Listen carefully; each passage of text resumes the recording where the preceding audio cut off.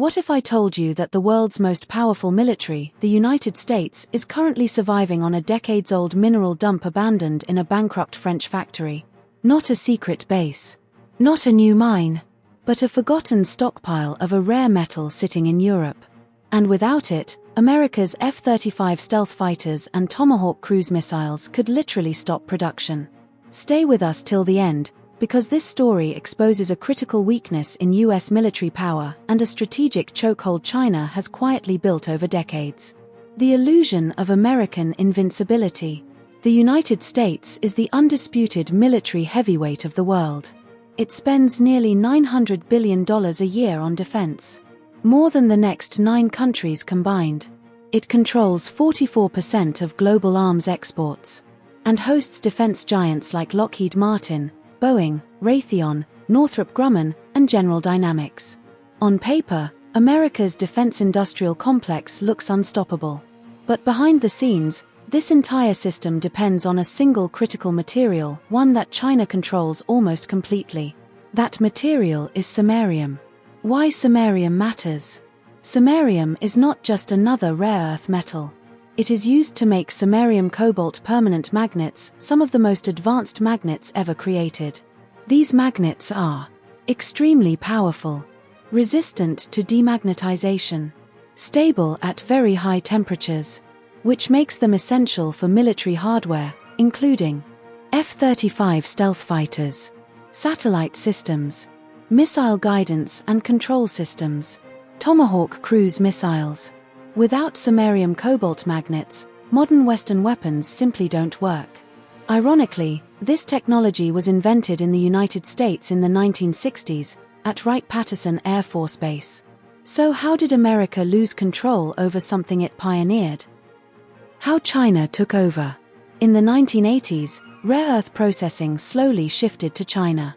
Why? China has rich rare earth deposits. Extremely lax environmental regulations, heavy state subsidies, and a long-term industrial strategy. Samarium processing is highly polluting, and Western countries shut down facilities due to costs and environmental concerns. China didn't. Instead, Beijing flooded the global market with cheap rare earths, destroying all Western competition. Today, China mines nearly 60% of the world's rare earths, processes almost 90% of rare earth magnets, and controls nearly 100% of samarium-cobalt magnet supply. This wasn't accidental. It was strategic. The choke point: China pulls the lever. Earlier this year, China imposed export controls on rare earth magnets, following escalating trade tensions with the US. While Beijing later relaxed restrictions on light rare earths, it kept controls on heavy rare earths, including samarium. Export licenses became mandatory. For American defense companies, this was a nightmare scenario.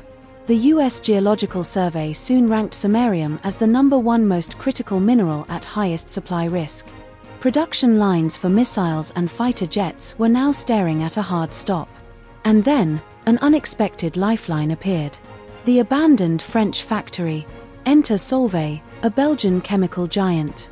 Decades ago, Solvay operated a rare earth processing facility in France. The factory shut down because it was too expensive to compete with China. But here's the twist. Solvay never threw away its samarium stockpile. Roughly 200 tons of semi-processed samarium sat untouched, forgotten in an abandoned factory. That amount is just enough to supply the entire US defense industry for about 1 year. When US magnet maker Arnold Magnetic Technologies realized its China supply was drying up, it scrambled for alternatives. Through the UK-based company Less Common Metals, Solvay's forgotten stockpile was rediscovered. The samarium was shipped to Britain, refined, turned into alloys, then magnets, and finally sent to American weapons factories. An abandoned European dump had just saved America's weapons industry. A temporary solution, not a fix. This emergency supply buys the US time, not security. The stockpile lasts about 1 year. Producing samarium outside China costs 5 to 8 times more. And there is no large-scale alternative supply yet. The US and its allies are now rushing to rebuild rare earth supply chains that were abandoned decades ago. Notably, USA rare earth recently acquired less common metals, signaling a push for vertical integration and Western control. But rebuilding what China spent 40 years dominating won't be easy. So here's the real question. Should the US have allowed such a critical military supply chain to fall entirely into Chinese hands?